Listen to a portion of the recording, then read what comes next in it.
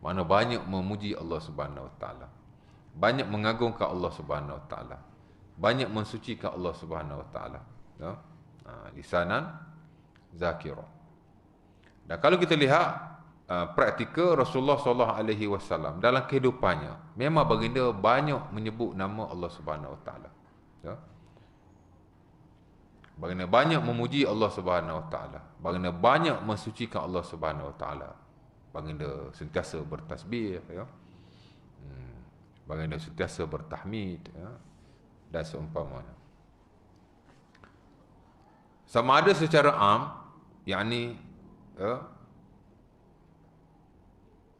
secara am ni maksudnya tidak ada masa tertentu, tidak ada waktu tertentu, tidak ada tempat tertentu.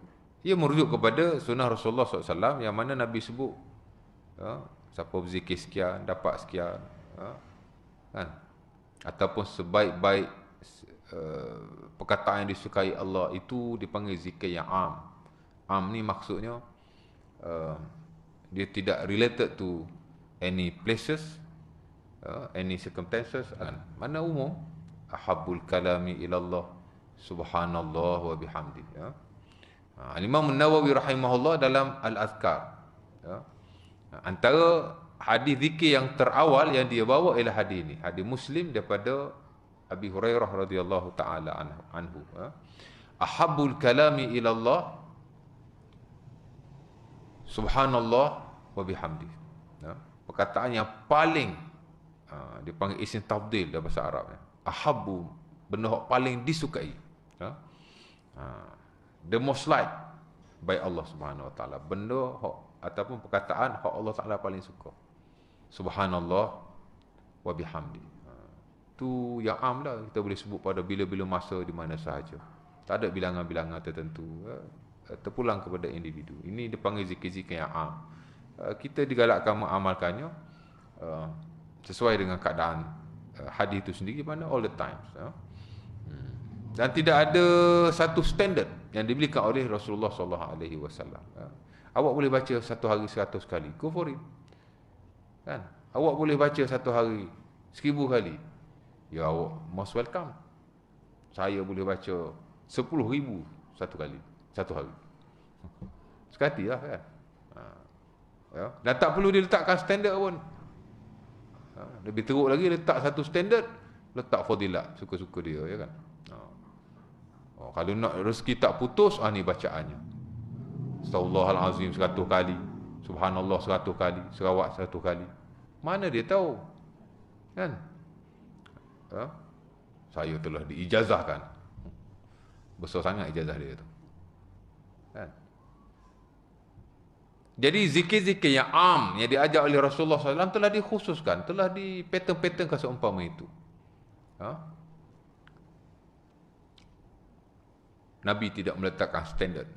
Who are we to put the standard on that hadis ataupun on that amalan? Siapa kita? Amal lah apa-apa yang diumumkan oleh Rasulullah. Nabi pun tak bagi standard bilangannya, hatta di tempat-tempatnya. Sebab tu ulama membahagikan ini dipanggil zikir yang am, diamalkan pada bila-bila masa di mana sahaja mengikut kepada kehendak dan volunteer kita. Sukarela, kan? Tatawwu. Jadi begitulah, ya. Banyaklah subhanallahil azim, subhanallah wa bihamdi, dan banyaklah kita dapati yang am. Ada yang khas tu hak tu lah. Bangun tidur, nak tidur, masuk tandas, keluar tandas, masuk masjid, keluar masjid. Ini sama ada yang am atau yang khas. Khas ni maksudnya ada tempatnya, ada waktunya, ada circumstancesnya, keadaan-keadaannya. Bila sedih kita nak baca apa, bila takut kita nak baca apa, ya? Dan ada bilangan-bilangannya tertentu, ya. Dua-dua ni kalau kita amalkan, dia termasuk dalam lisanan zakira, ya. Hatta kalau kita lihat Al-Imam Ibnu Salah rahimahullahu ta'ala, ya, dia one of the biggest scholar in Syafi'i side. Dia ni kira ulama besar mazhab Syafi'i ni, Ibnu Salah ni, ya. Kata Imam Ibnu Salah, dinukilkan juga oleh An-Nawawi dalam Al-Azkar, bila Allah Ta'ala sebut dalam surah Al-Ahzab ayat yang ke-36, kan, ya, yang Allah Ta'ala memuji orang yang beriman, lelaki baik, wanita baik. Ujung tu Allah Ta'ala kata, وَالذَّاكِرِينَ وَالذَّاكِرَاتِ عَدَّاللَّهُ لَهُمْ مَغْفِرَةً وَأَجْرًا عَظِيمًا. Orang-orang lelaki yang berzikir dan orang-orang wanita yang berzikir. Kathiran. Banyak-banyak. Adallahu lahum maghfiratan wa ajran azima. Allah Ta'ala menyediakan bagi mereka pengampunan dan pahala yang besar. Ya. Kata beliau, yakni Al-Imam Ibnu Salah, "Adz-dzakirin Allah katsiran wa dzakirat." Orang yang dikira berzikir banyak-banyak kepada Allah ialah orang yang melazimi zikir-zikir khas yang diamalkan oleh Rasulullah sallallahu alaihi wasallam. Zikir-zikir khas ni kita jaga. Hak umum tadi base kepada kemampuan dan juga kehendak kita. Tak ada satu standard. Tapi hak ni dia dah di standard kan? Tempatnya di standard kan. Kalau ada bilangannya, walaupun tidaklah banyak yang ada bilangan ni. Zikir-zikir yang khas yang ada bilangannya, setahu saya, after semayang adalah bilangannya. Ya tak? After witir, Subhanal Malikil Kudus, Subhanal Malikil Kudus, Subhanal Malikil Kudus. Dan tak salah kalau kita tambah Rabbil Malaikati Warruh. Rabbul Malaikati Warruh. Tak salah walaupun ada petikannya sikit, dia sudut sahih sanadnya dan dhaif. Itu 3 kali kan. Juga disebut sebagai hak muqayyad. Muqayyad ni makna hak terikat. Kadang-kadang terikat dengan masa, kadang terikat dengan tempat, kadang terikat dengan bilangan. Ya. Terikat ni masuk kita kena stick kepada apa yang diriwayatkan. Apa yang mansus, yang dinaskan oleh Rasulullah SAW. Kerana apa yang dinaskan itu yang distandardkan. Tak boleh kita pandai-pandai nak buat standard sendiri. Oh, saya tak cukup Ustaz kalau lepas sembahyang setakat nak subhanallah 33 kali. Apa yang ada pada 33 times of tasbih? Tak banyak. Sikit sangat tak? Saya nak baca 100 times. Bacalah. Even kalau awak nak baca 1000 times pun, go for it. Tapi dia has nothing to do dengan zikir after semayang. Dia tak ada kena-mengena. Itu tambahan kita dari sudut keumuman kita berzikir kepada Allah. Mana kita buat 33. Lepas tu top up lah. Nak berzikir sampai 2-3 jam pun, go for it. Ya? Jadi kata Al-Imam Ibnu Salah, kalau kita jaga zikir-zikir yang khusus ini, insya-Allah Ta'ala, mudah-mudahan kita sudah termasuk kepada az-zakirin Allah katsiran wa zakirat. Ya?